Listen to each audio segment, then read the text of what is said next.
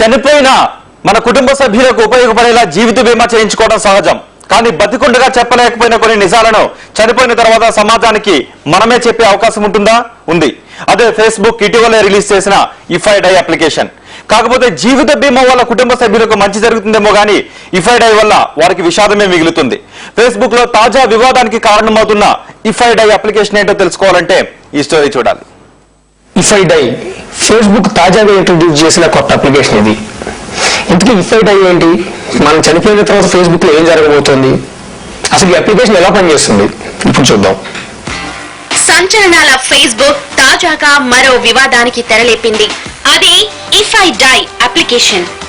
బతికి ఉన్నప్పుడు మనిషి చెప్పలేని నిజాలను చనిపోయిన తర్వాత వెల్లడి చేసేదే ఈ అప్లికేషన్. మనం చెప్పాలనుకున్న నిజాలు, ఆస్తుల వివరాలు, సంచలనాత్మకమైన విషయాలన్నీ ఇందులో పోస్ట్ చేయొచ్చు. ఫేస్బుక్ లో ఉండే ఇఫ్ ఐ డై అప్లికేషన్ లోకి ఎంటర్ అయి అందులో మీరు చెప్పాలనుకుంటున్న విషయాన్ని రికార్డ్ చేయొచ్చు. అది టెక్స్ట్ రూపంలో అయినా లేక వాయిస్ రూపంలోనైనా చేయొచ్చు. అంతేకాదు, వెబ్ కెమెరాతో మీరు చెప్పాలనుకుంటున్న విషయాలను రికార్డ్ చేసి ఉంచవచ్చు. ఇలా పోస్ట్ చేసిన విషయాన్ని ఆ అప్లికేషన్ భద్రపరుస్తుంది. అయితే ఇదంతా చేయాలంటే మాత్రం కొన్ని రూల్స్ ఫాలో అవ్వాలి. అంతకు ముందు 3 ట్రస్టీలను అందులో ఎంటర్ చేయాలి. మీకు బాగా పరిచయం ఉన్న ఫేస్బుక్ యూజర్లను మాత్రమే ట్రస్టీలుగా పెట్టుకోవాల్సి ఉంటుంది. ఇలా పోస్ట్ చేసిన వ్యక్తి చనిపోయిన తరువాత ఆ విషయాన్ని ట్రస్టీల్లో ఒకరు ఇఫ్ ఐ డై కు తెలియచేయాల్సి ఉంటుంది. అప్పుడు ఆ యూజర్ అంతకు ముందు పోస్ట్ చేసిన విషయాన్ని ఫేస్బుక్ లో అతని పేరు మీద ఉంచుతారు. Last words. We all hope we'll get a chance to say some, but not knowing when or where we're going to die makes it a bit tricky. Thankfully, with If I Die, it's a whole lot easier. If I Die is a unique Facebook app that allows you to leave a message that will only be published after you die. Simply install the app on Facebook, leave your message, and choose trustees that will be in charge of reporting your death. Now, you're probably thinking to yourself, I don't remember scheduling an appointment with death anytime soon. And you're right, but so is death, right around the corner. So don't wait until it's too late. Leave your message today. It can be a big farewell, a favorite joke, a long-kept secret, an old score you wanted to settle, or even some valuable advice. If I die, what will you leave behind? ఇటీవలే ఇదే concept తో ప్రముఖ దర్శకుడు పూరి జగన్నాథ్ నేను నా రాక్షసి అనే సినిమాని తీశారు. అందులోనూ మోసపోయిన యువతి తాను ఎందుకు చనిపోవాలనుకుంటున్నానో చెబుతూ వీడియో రికార్డ్ చేసి యూట్యూబ్ లోకి అప్లోడ్ చేసి సూసైడ్ చేసుకుంటుంది. ఇక సినిమా హీరోయిన్ అయితే ఇలా ఆత్మహత్య చేసుకోవాలనుకుంటున్న వారి మానసిక పరిస్థితులు, వారి చావుకు కారణాలను రికార్డ్ చేసి ఇలాగే యూట్యూబ్ లోకి పెడుతూ సంచలనాలు సృష్టిస్తుంది.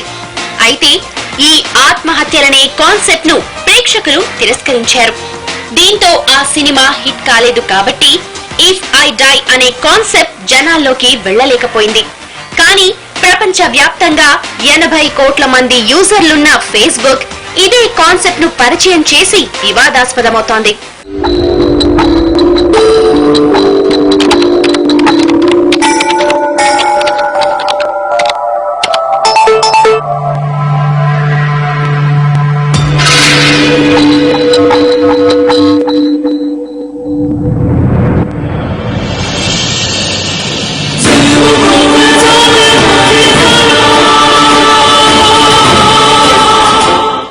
ఇప్పుడు ఈ అప్లికేషన్ చాలా ప్రశ్నలను లేవనెత్తుతోంది. అసలు మనిషి బతికుండగా చెప్పలేని నిజం చనిపోయిన తర్వాత వెల్లడించడం వల్ల ఉపయోగం ఏంటనేది ఫేస్బుక్ యూజర్ల వాదన. యువకులను ఆత్మహత్యకు ప్రేరేపించేలా ఇఫ్ ఐ డై ఉందనేది చాలా మంది అభిప్రాయం. సమాజంతో సంబంధాలు పెంచుకోవడానికి సరదా కోసం ఉపయోగించే ఫేస్బుక్ లో చావు బతుకుల విషయాలు ఎందుకని మండిపడుతున్నారు. చాలా నెగిటివ్ ఫీలింగ్స్ ఉంటాయి. అసలు ఇది యూస్లెస్ యాప్ నన్ను అడిగితే కనుక. యూత్ని ఇంకా ఏమన్నా ఆత్మహత్యలు చేసుకోవడానికి కానీ, సూసైడ్లు చేసుకోవడానికి కానీ, లేదంటే ప్రాంక్స్ ప్లే చేయడానికి కానీ అట్లా ఉపయోగపడేదే తప్ప యూస్ఫుల్ మెసేజ్ ఇచ్చేది కానీ లేదంటే it's nothing to do with you know అనవసరమైన యాప్ ఇది నన్ను అడిగితే కనుక. బతుకున్నప్పుడు చెప్తే ఏమైనా ఉపయోగపడేవి తెలుస్తాయి అండ్ దాన్ని ఎట్లా సరిదిద్దుకోవచ్చు అనేది తెలుస్తుంది. చచ్చిపోయిన తర్వాత చెప్పడం వల్ల యూజ్ ఏమి ఉంటుంది? అది కొన్ని ఆప్షన్స్ లో అది యూస్ఫుల్లే, కొన్ని ఆప్షన్స్ లో అంటే ఇప్పుడు ఎవరికన్నా ఎప్పుడన్నా సపోజ్ ఒక రైవలరీ ఎవరికన్నా ఉందనుకోండి, వాడి ముఖం మీద చెప్పలా బేసిక్ గా. సో కొద్దిగా చనిపోయిన తర్వాత ఏమన్నా అట్లాంటి ఆప్షన్ ఉంటుంది అంటే ఇట్లాంటి ఆప్షన్ అనేది బెస్ట్. ఇలాంటి వాటిని నమ్మి ఆస్తులకు సంబంధించిన వివరాలను అందులో ఉంచితే ట్రస్టీలుగా ఉన్న వ్యక్తులు మోసం చేసే అవకాశమూ లేకపోలేదు. కొన్నిసార్లు సరదా కోసం ట్రస్టీలు సదరు యూజర్ చనిపోయాడని ఇఫ్ ఐ డై కు సమాచారం ఇస్తే తద్వారా అతను ముందు చెప్పిన విషయాలను ఫేస్బుక్ లో పోస్ట్ చేస్తే తీవ్రమైన ఇబ్బందులు ఎదుర్కోవలసి ఉంటుంది. వాస్తవానికి ఈ అప్లికేషన్ కు ఫేస్బుక్ కు ఎలాంటి సంబంధం లేదంటున్నారు నిపుణులు. ఇలాంటి అప్లికేషన్లు వాడే ముందు డిస్క్లైమర్ ఖచ్చితంగా చదవాలని చెప్తున్నారు.